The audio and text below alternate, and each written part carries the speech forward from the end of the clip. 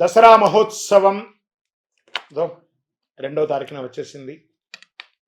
ఎక్కడ చూసినా పండగలు, గత నవరాత్రులంతా కూడాను ఎక్కడ చూసినా కుంకుమార్చనలు, పూజలు, ఆనందంగా ఉన్నటువంటి ఒక దినాలు.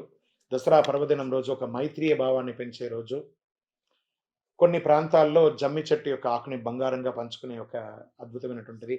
అన్నదమ్ములు, అక్క చెల్లెలందరూ కూడా కలిసినటువంటి ఒక ఇది. అసుర సంహారం చేసినటువంటి ఒక పర్వదినం ఆ రోజు.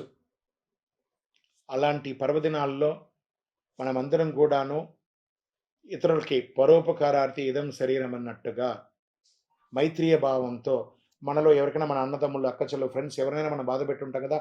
దసరా అన్ని రకాలైనటువంటి ఈ పండుగైనటువంటి రోజు వాళ్ళందరినీ పిలిచి మాట్లాడండి. ఏ విధమైనటువంటి శుభ కార్యక్రమాలు చేయాలనుకున్నా దసరా రోజు తిదివార యమగండ దుర్ముహూర్త వర్జ్యాలు లేవు.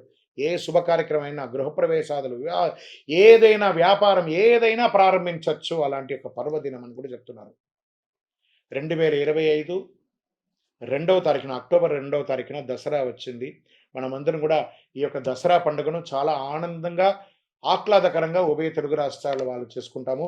మీ పరిసర ప్రాంతాల్లో ఉన్నటువంటి దేవాలయానికి వెళ్ళండి. ఆరోగ్యంగా ఉండండి, ఐశ్వర్యంగా ఉండండి. విజయోస్తు.